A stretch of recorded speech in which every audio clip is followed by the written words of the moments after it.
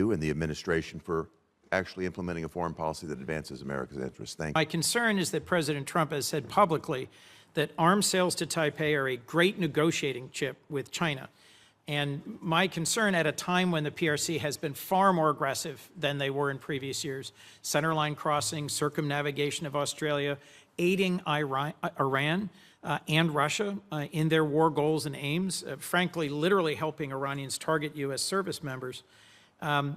I respect the importance of our having an open negotiation and relationship with the PRC, but in the meetings you were in Beijing, did the president offer to condition arms sales to Taiwan in order to placate Xi Jinping? Well, look, I'm not going to discuss what was the president's words in a meeting, and suffice it to say that, you know, that specific question you just asked, that's not the context in which the president has raised this in the past.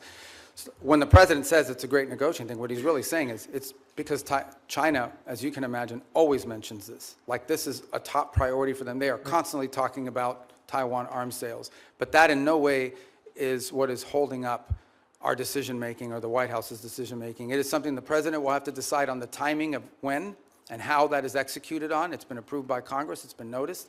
The money's available. And as I said, we are just coming off the heels of a very large sale in December of last year.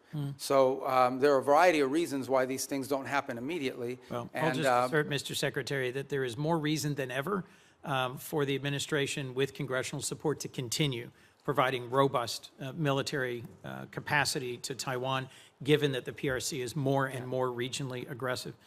You also budget hearing last year, you testified that no one had died as a result of foreign aid cuts. Sadly, I think we're seeing in real time that that's not true today. There are more than 1,000 cases and more than 200 Ebola-related deaths. And as we know, one of the entities that is a critical global health tool is Gavi, particularly during a disease outbreak. It plays a role in distributing Ebola vaccines, and it has committed up to $40 million to develop a vaccine for the current Ebola strain that has no vaccine right now. So how are you making sure that Secretary Kennedy, who has been sitting on those funds for months now, is going to release them so that they can go to help develop a vaccine to address the Ebola outbreak? Yeah. Well, a couple points on Gavi. I would say that the president had asked that we allow Secretary Kennedy to play a leading role on the Gavi decision because of his strongly held views with regards to vaccine safety, and he wanted them to conduct some reforms.